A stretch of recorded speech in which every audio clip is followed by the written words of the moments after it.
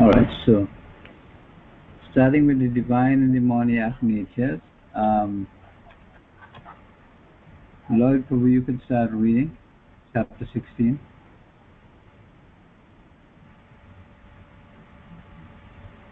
Chapter 16.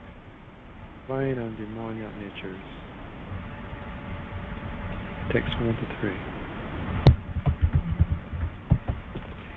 The Supreme Personality of Godhead said, fearlessness, purification of one's existence, cultivation of spiritual knowledge, charity, self-control, performance of sacrifice, study of the Vedas, austerity, simplicity, non-violence, truthfulness, freedom from anger, renunciation, tranquility, aversion from fault-finding, compassion for all living entities, freedom from covetousness, gentleness, modesty, steady determination, vigor, forgiveness, fortitude, kindliness, and freedom from envy and from the passion for honor. These transcendental qualities, O son of Bharata, belong to godly men endowed with divine nature. Text 4. Pride, arrogance, conceit, anger, harshness, and ignorance, these qualities belong to those of demoniac nature, O son of Pritha. Text 5. Transcendental qualities are conducive to liberation, whereas the demonic qualities make for bondage. Do not worry, O son of Pandu, for you are born with the divine qualities. Alright, you can hold there. So this, these 5 verses, and the first one is 1 to 3, and 1 to 3, those qualities are actually explained. So he said that here Krishna, and this surrender to me is done by Guru Jandas. Here Krishna lists Sampadam Daivam, the 26 qualities of the divine nature. And Srila Prabhupada gradually introduces this chapter in his purport. And he said in the beginning of the 15th chapter, the banyan tree of the material world is explained. The extra roots coming out of it were compared to the activities of the living entities, some auspicious, some inauspicious. In the 9th chapter also, the devas or godly and the asuras and the ungodly or demons were explained. Now, according to Vedic rites, activities in the mode of goodness are considered auspicious for progress on the path of liberation. And such activities are known as Daivi Prakriti, transcendental by nature. Those who are situated in the transcendental nature make progress on the path of liberation. For those who are acting in the mode of passion and ignorance, on the other hand, there is no possibility of liberation. Either they will have to remain in this material world as human beings, or they will descend among the species of animals, even lower life forms. And in the 16th chapter, the Lord explains both the transcendental nature and its attendant qualities, and the demoniac nature and its qualities. He also explains the advantages and disadvantages of these qualities. So, these 26 qualities, they are mentioned as transcendental qualities. They should be cultivated according to the different statuses of social and occupational order. The purport is that even though material conditions are miserable, if these qualities are developed by practice by all classes of men, then gradually it's possible to rise to the highest platform of transcendental realization. And now in the 4th verse, he's sketching out the demoniac nature. So if we look at this here, we see it starts with fearlessness. Fearlessness means that we are not fearful of the material nature and the difficulty of the material world, because we take shelter of the Supreme Lord. Purification of one's existence means that we follow the sadhana bhakti, or we try to engage in devotional service. for self-realization, realization of the Supreme Lord. Then with cultivation of spiritual knowledge, we know that's the means by which we can actually understand the Supreme Personality of Godhead and stay in His grace. Then charity is a mode of goodness thing, but also charity for the service of the Lord is also a devotional service. Then self-control, so we don't act in any old way. We make sure we think of what we will do and what we won't do before we do it. Performance of sacrifice, and the sacrifice means that we are sacrificing our lower nature in the service of the Lord. And the performance of sacrifice is also like the fire yajnas and all that. Then study of the Vedas, austerity, simplicity, non-violence, truthfulness. All of these are of a higher nature. Freedom from anger, renunciation, tranquility, aversion to fault finding, compassion for all living entities. And this is compassion for all living entities is the way the devotees think. Because as you said, the devotees are more merciful than the Supreme Lord in that they try to elevate even the lowest class persons. Freedom from covetousness, gentleness, modesty, steady determination, vigor, forgiveness, fortitude, cleanliness, and freedom from envy, and from the passion for honor. So we know how that can warp our mood, attitude, and our direction. So these qualities belong to the godly men. Then saying that pride, arrogance, conceit, anger, harshness, and ignorance. So pride means putting oneself above other people. Arrogance means the exhibition of pride by saying, well, we have done better than you. And then conceit is the conceited idea that, we are in a nice position. Anger, what happens is when we don't get our desires, we become angry and we become harsh. And then ignorance is there because of that. So these qualities belong to those of demoniac nature. And those the transcendental qualities are conducive to liberation, where the demoniac qualities make for bondage. Do not worry, O son of Pandu, for you are born with the divine qualities. So here there's a difference between. Here it says, in this verse, the royal road to hell is described. The demoniac want to make a show of religion and advancement in spiritual science, although they do not follow the principles. They are always arrogant or proud in possessing some type of education or so much wealth. They desire to be worshipped by others and demand respectability, although they do not command respect. Over trifles, they become very angry and speak harshly, not gently. They do not know what should be done or what should not be done. They do everything whimsically, according to their own desire, and they do not recognize any authority. These demoniac qualities are taken on by them from the beginning of their bodies in the wombs of their mothers, and as they grow, they manifest all these inauspicious qualities. So, here he's saying that, these qualities are taken on by them from the beginning of their bodies in the wombs of their mothers. And then Krishna next removes Arjuna's doubt as to whether his own participation in the battle of the warrior, right, therefore the killer, will be due to possessing a demoniac temperament. So he tells him, no, you are of the divine nature. So that's what he says in the next verse. So Srila Prabhupada was asked once how I can become sincere. His answer was, how can you become a drunkard? If you want to become a drunkard, you associate with drunkards. If you want to become sincere, associate with these devotees. They're sincere. So, again, this practice of devotional service and the association of devotees is the way to get good qualities. Also, it's a way to get demoniac qualities too. Alright, so Varun Prabhu, you can read from text 6. Yes, Prabhu. son of Pritha. In this world, there are two kinds of creative beings. One is called divine and the other demoniac.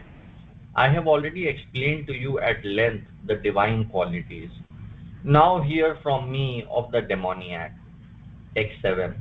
Those who are demoniac do not know what is to be done and what is not to be done. Neither cleanliness nor proper behavior nor truth is found in them. Text 8. They say that this world is unreal, with no foundation, no God in control. They say it is produced of sex desire and has no cause other than lust. Text 9.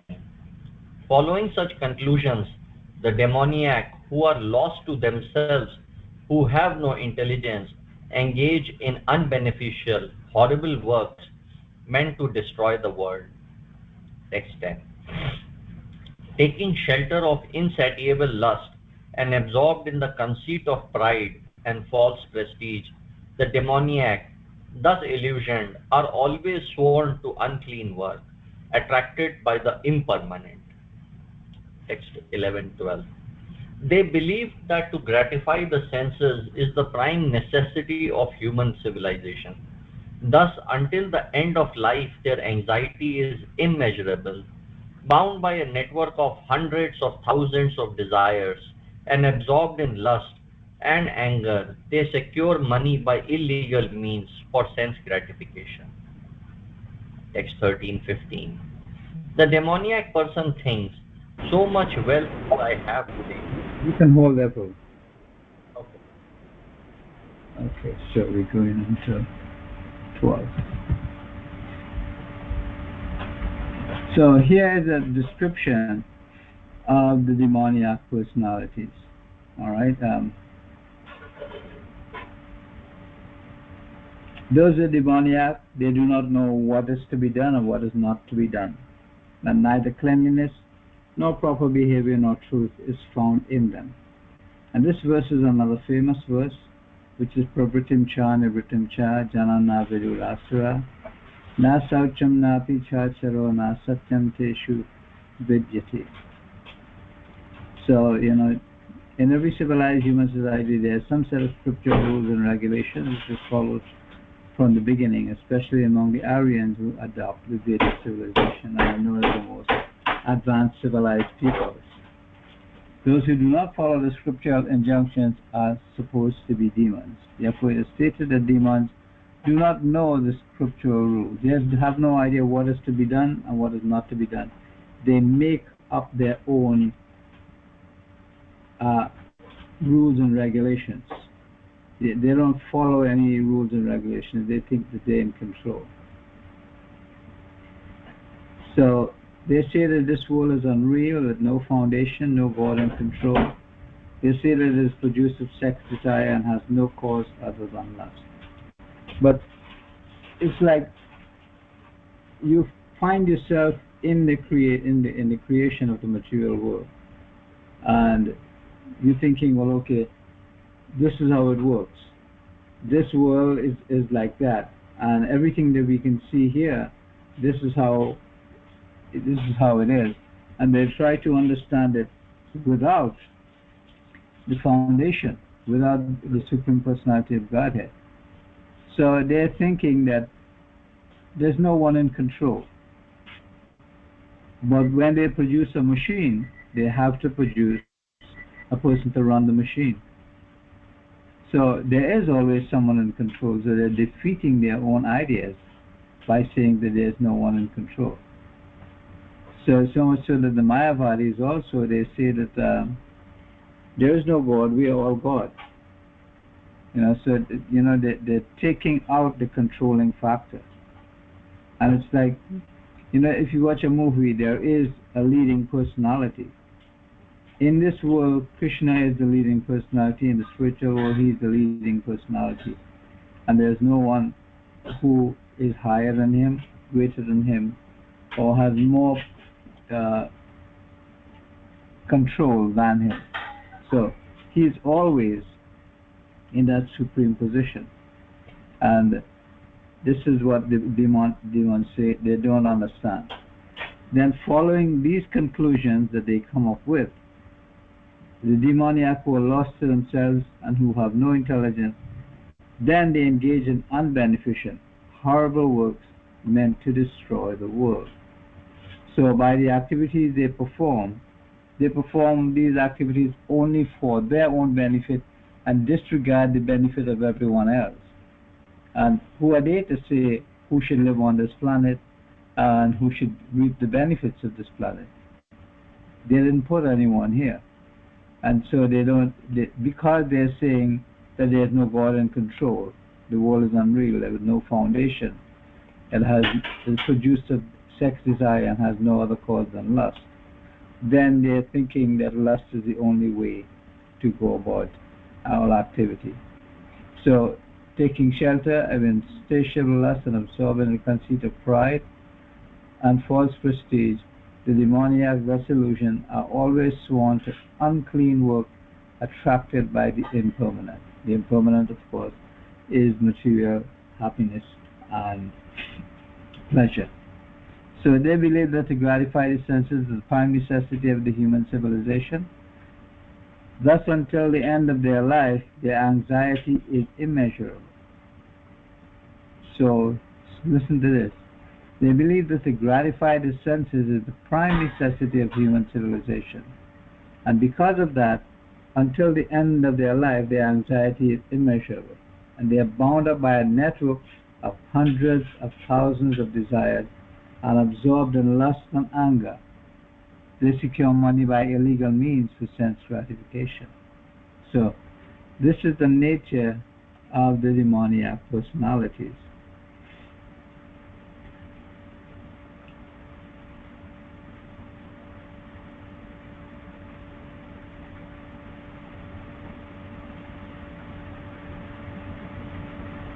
So the next 10 verses 9 to 18 explain the abominable activities of those possessing this mentality. Alright, so we stopped at 12. So we went into that.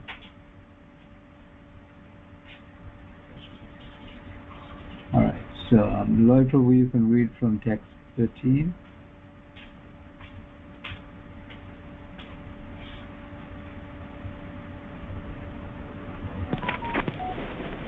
Text 13 to 15.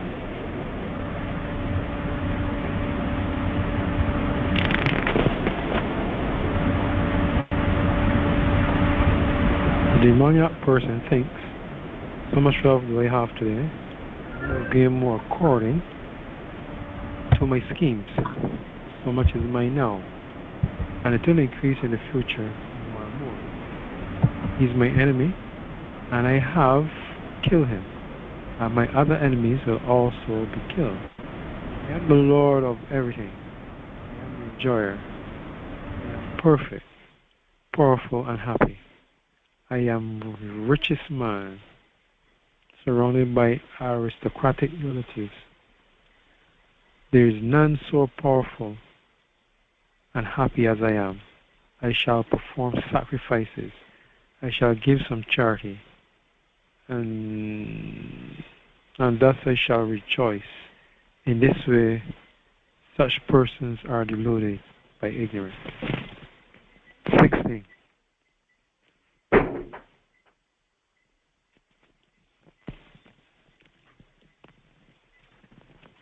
So, thus perplexed by various anxieties and bound by a network of illusions, they become too strongly attached to sense enjoyment and fall down into hell. Text 17.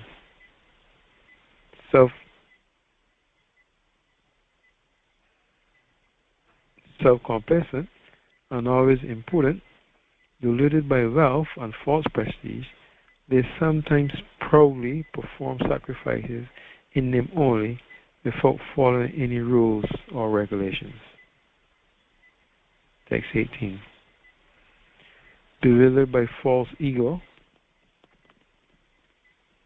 strength, pride, lust, and anger, the demons become envious of the Supreme Personality of Godhead, who is situated in their own bodies and in the bodies of others, and blaspheme against the real religion. Hmm, hmm. Text 19. Those who are envious and mischievous, All right, who are you can hold that at 18. Sorry. All right, so we are looking through from 13 through 18. And the demoniac thinks that all has been accomplished by their endeavor. So he's measuring according to his own activity, his own endeavor. So much wealth do I have today, and I will gain more according to my scheme. So much is mine now, and it will increase in the future more and more. Then killing his enemies is important, and his other enemies, he says, will also be killed. He's the Lord of everything, and the enjoyer. He's perfect, powerful, and happy, and the richest man surrounded by aristocratic wealth.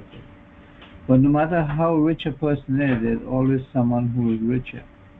And then the Supreme Personality of Godhead is the possessor of everything. So the demoniac thinks that all has been accomplished by their endeavor, and the next verse explains their actual achievement. So they are perplexed by various anxieties and bound by a network of illusions, and they become too strongly attached to sense enjoyment and fall down into hell. So they don't see that by this activity and this mode, they're being tied up into the attraction for sense enjoyment. They're pushing always. And I always say, if you're running after something, it means that you don't have it. So they're running after sense gratification. It means that they don't have it. So self-complacent, always impudent, deluded by wealth and false prestige, they sometimes proudly perform sacrifices in name only, without following any rules or regulations. So they don't care about any rules or regulations. Sometimes they do something they say, that might be good, it might be nice and beneficial, but they don't care about rules and regulations. They're only doing it to glorify themselves. And that's because they're deluded by wealth and false prestige. So then also bewildered by false ego, strength, pride, lust, and anger, the demons become envious of the personality of Godhead, who is situated in their own bodies and in the bodies of others, and blaspheme against the real religion. And Srila Prabhupada mentioned in the purport to text 18 that the demoniac envy not only the Lord but the Vedic scriptures. Srila Vishwanath Chakravarti comments that the demoniac also envies those who worship the Lord. Their envy takes the forms of being unable to tolerate a devotee's advancement and of seeing only a devotee's faults, despite his numerous good qualities. And then the next two texts describe Krishna's reciprocation with the demoniac. So, Advard, probably you can read from 19.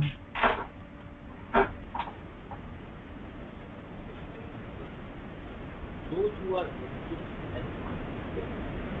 the lowest among men, I perpetually cast into the ocean of material existence, into various demoniac species of life. Text 20. Attaining repeated birth among the species of demoniac life, O son of Kunti, such persons can never approach me. Gradually they sink down to the most abominable type of existence. Text 21. There are three gates leading to this hell: lust, anger, and greed. Every sane man should give these up, for they lead to the degradation of the soul. Text 22. The man who has escaped these three gates of hell, O son of Kunti, performs acts conducive to self-realization, and thus gradually attains the supreme destination. Text 23. He who discards spiritual injunctions and acts according to his own whims attains neither perfection nor happiness nor the supreme destination. Text 24. One should therefore understand what is duty and what is not duty by the regulations of the scriptures. Knowing such rules and regulations, one should act so that he may gradually be elevated. End of chapter.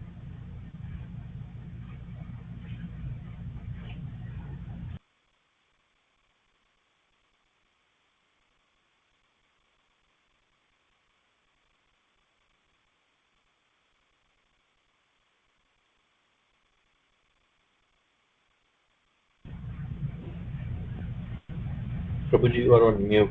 I don't know if you are. All right, so in 19 he says, he explains how he reciprocates with these demoniac people.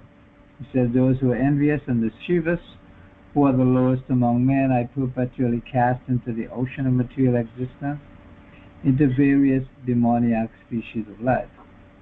Then after repeated birth among the species of demoniac life, O son of Kunti, such persons can never approach me. Gradually they sink down to the most abominable type of existence. So this is how he reciprocates with them. And then in 21 he says there are three gates leading to this hell, which are lust, anger, and greed. And every sane man should give these up, for they lead to the degradation of the soul. So lust, anger, and greed, we should always try to avoid engaging in these things. So we can control lust by engaging in devotional service and respecting the Supreme Personality of Godhead. Then we won't desire things for ourselves, but we'll desire things for the service of the Lord and for expanding the service of the Lord. And then we won't become angry at others because they have taken what we have or they're using what we have. We'll see that everyone needs the benefit of the Supreme Personality of Godhead. And then greed, of course we know greed is wanting more and more, even though we can't utilize it. So Prabhupada says, a rich man, he can still only eat 2 chapatis a day. Just like the poor man, he can only eat 2 chapatis at mealtime. But he wants so much money. Why does he want so much money? Because of greed. And that's because he's spurred on in materialism and sense gratification. So he thinks that this is the goal of life.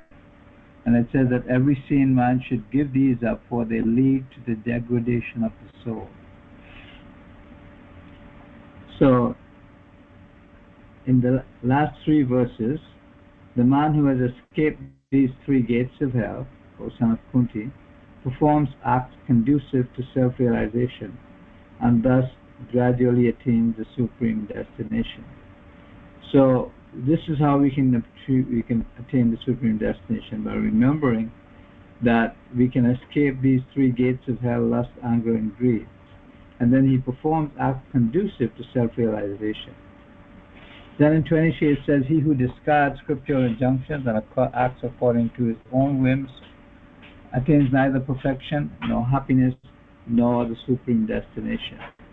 And this is another famous verse. It's Ya Shastra Vedam Utvaja Vartate Kamakarata Na Sa Siddhim Avapnoti Na Sukham Na Paramgatim. So he attains neither perfection, nor happiness, nor the supreme destination. So his entire life is a total waste of time. This is 1623.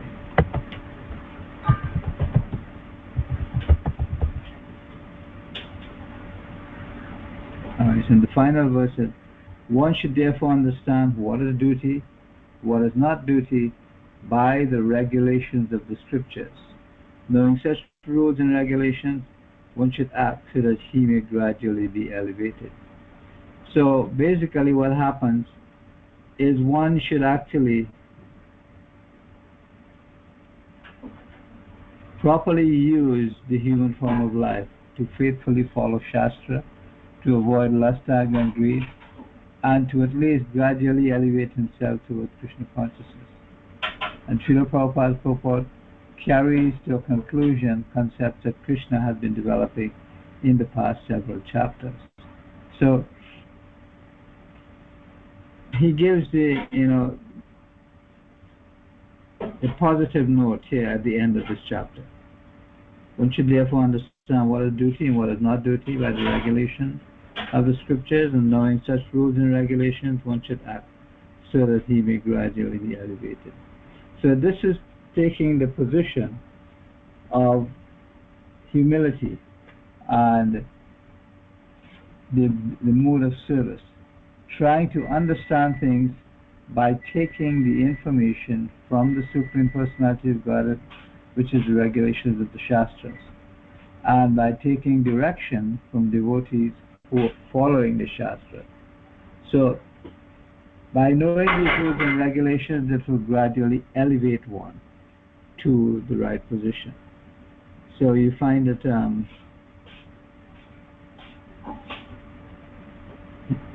regarding 22, here the one who has escaped these three gates of hell, O son of Kunti, performs acts conducive to self-realization and thus gradually attains the supreme destination. And here Bhurijan Das is saying, our choice is clear. Choosing to escape the banyan tree of the material world entails choosing to free ourselves from lust, anger, greed, illusion, pride, and envy. Yet contemporary civilization, being demoniac, explicitly encourages the cultivation of lust, anger, and greed. And then Krishna now offers two verses as conclusions to this chapter. First, using a negative statement, Krishna directs us to bring our activities in line with Shastra. Krishna then, through a positive statement, makes the same direction in the final verse. So this one is, he who discards the scriptural injunctions and acts according to his own whims attains neither perfection nor happiness nor the supreme destination. And so Srila Prabhupada also shows a connection between not following Shastra and acting in lust, anger, and greed. As described before, the Shastra Vidhi, or the direction of the Shastra, is given to different castes and orders of human society. Everyone is expected to follow these rules and regulations. If one does not follow them and acts whimsically according to his own lust, greed, and desire, then he'll never be perfect in his life. In other words, a man may theoretically know all these things, but if he does not apply them in his own life, then he is known to be the lowest of mankind. So, finally, one should understand what is duty, what is not duty by the regulations of the scriptures. Knowing such rules and regulations, one should act so that he may gradually be elevated. So, this is the purpose of understanding the difference between the divine and demoniac natures, so that we can actually act in the mood of the divine nature. And in that way, we can actually become happy, satisfied, and go to the right destination. So, anyone have any comments, questions, any realizations on the subject matter? Anything that strikes your fancy, your intelligence that you wanted to talk about?